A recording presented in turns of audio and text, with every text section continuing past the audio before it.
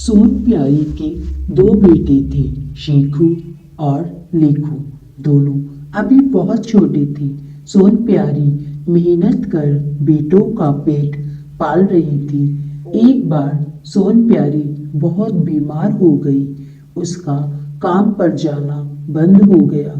दवाइयों की बात तो दूर रही, भूखों मरने की नौबत आ गई।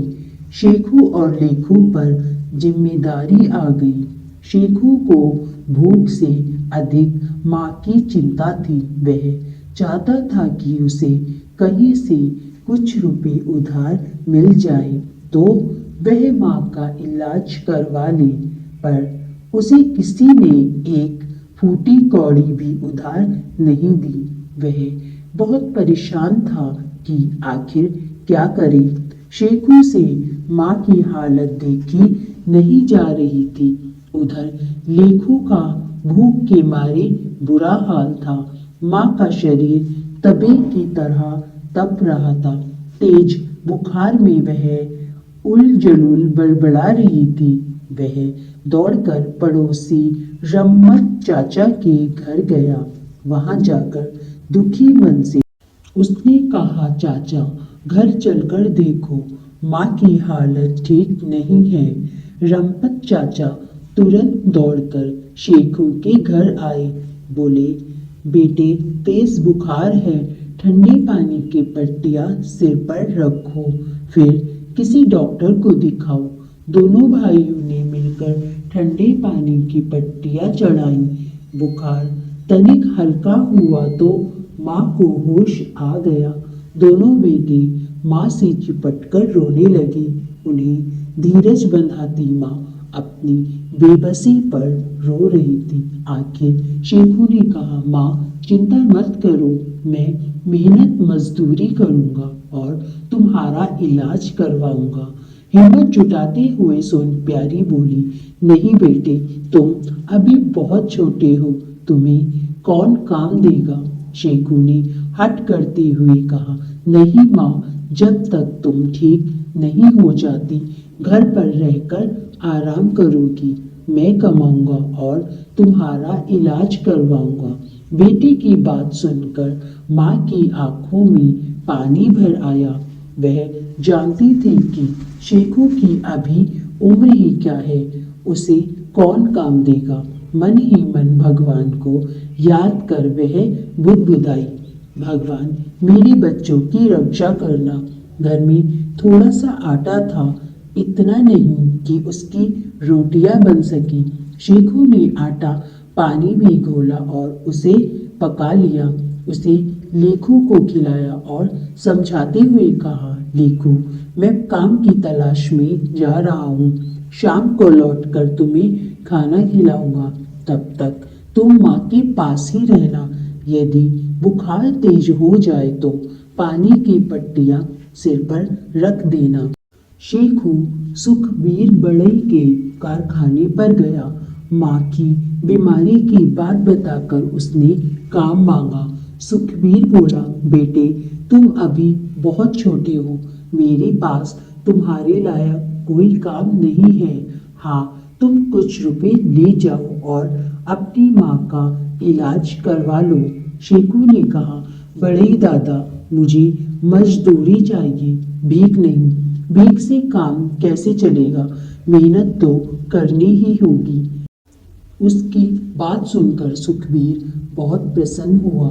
शेखू को कुल्हाड़ी थमाते हुए वह बोला, बेटे, तुम्हारी माँ की इलाज का प्रबंध कर रहा हूँ, तुम निश्चिंत होकर जंगल में जाओ और लकड़ियाँ काट कर ले आओ।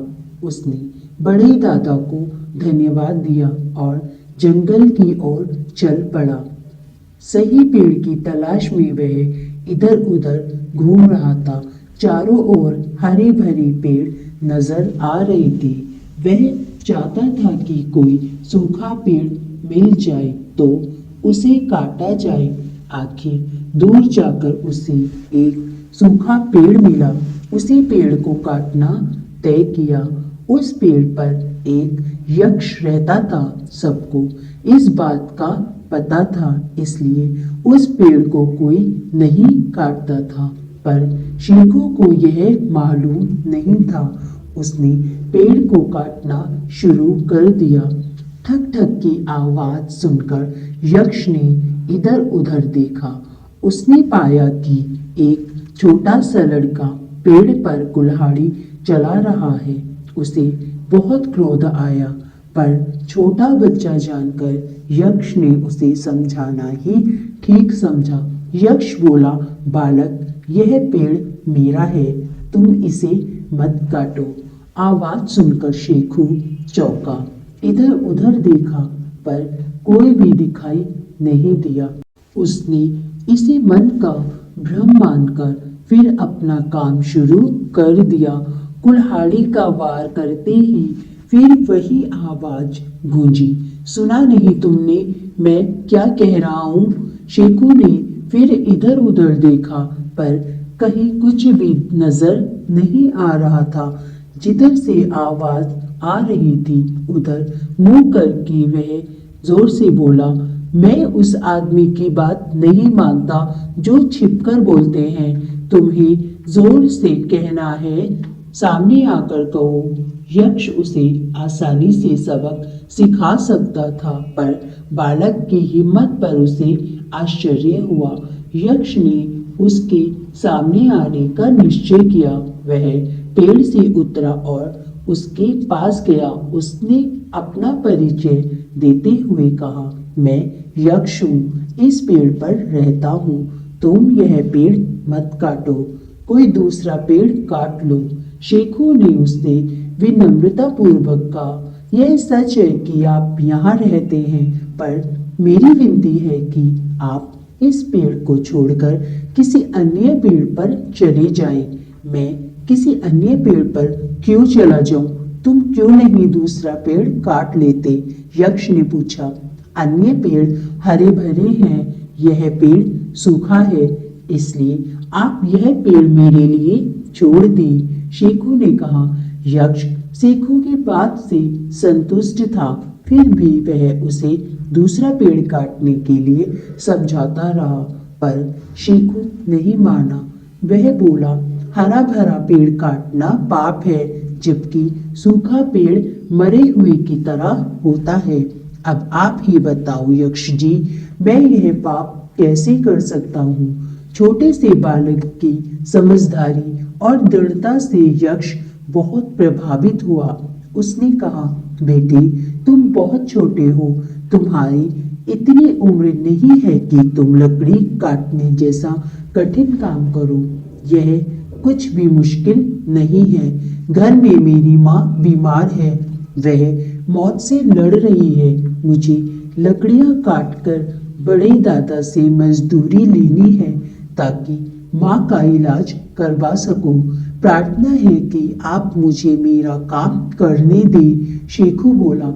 यक्ष ने पूछा, यदि मैं तुम्हारी माँ को ठीक कर दूं तो तुम्हें लकड़ी काटने की जरूरत नहीं होगी। मेरी माँ को स्वस्थ कर दें तो यह आपकी कृपा होगी, पर लकड़ियाँ तो फिर भी काटनी होंगी। घर में खाने के लिए अन्न का एक दाना नहीं है। छोटा भाई भूख से तड़प रहा है, मैं भी भूखा हूँ। मेहनत नहीं करूँगा तो कैसे काम चलेगा? उसने कहा। यक्ष ने लालच देते हुए कहा, यदि मैं तुमको इतना धन दे दूं कि तुम आराम से गुजारा कर सको, तब तो इस पेड़ को नहीं काटोगे। लालच ठुकराते हुए शेखू बोला, बस करो यक्ष बाबा, बस करो। जाओ अपना काम करो और मुझे भी काम करने दो। मुफ्त का माल मुझे नहीं चाहिए, मैं मेहनत करना अधिक पसंद करता हूँ। यक्ष को एक बालक के मुंह से इस तरह के जवाब की आशा नहीं थी। वह उसकी ईमानदारी एवं मेहनती स्वभाव के कारण बहुत खुश हुआ। उसने शेखू से कहा, बेटे, जब घर लौटोगे तब तुम्हारी माँ एकदम स्वस्थ मिलेगी। मैं आपकी बात पर विश्वास कैसे कर लूं? शेखू ने कुछ संकोच से कहा। भोले शेखू की बात सुनकर यक्ष हंस दिया। बोला, अच्छा, तुम एक पल के लिए अपनी आंखें बंद करो, फिर खोल कर देखो तो तुम्हें मेरी बात पर विश्वास हो जाएगा। शेखू ने आंखें बंद कर ली, फिर तुरंत खोलकर देखा तो चौंक पड़ा। वह अपने घर के बाहर खड़ा था। अंदर से माँ की आवाज आ रही थी। शेखू दौड़कर माँ से लिपट गया। उसके कानों में लेखू की आवाज आई, भैया घबराने की कोई बात नहीं है। माँ की तबीयत तो जैसे जादू से ठीक हो गई है। शेखू ने माँ को पूरी बात बताई तो वह भी हैरान रह गई। उसने कहा, बेटा तो जो कुछ बता रहा है उसमें सच्चाई लगती है मुझे।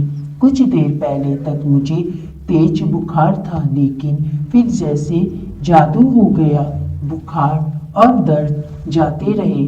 मेरे अंदर जैसे नई ताकत भर गई है, जैसे मैं कभी बीमार हुई नहीं थी। अगले दिन शेखू माँ और लेखू को जंगल में ले गया, जहाँ सूखा पेड़ था। सब तरफ सन्नाटा था। तीनों आंखें मूंदकर हाथ जोड़ लिए। उस दिन के बाद से तीनों का जीवन सुख से बीतने लगा।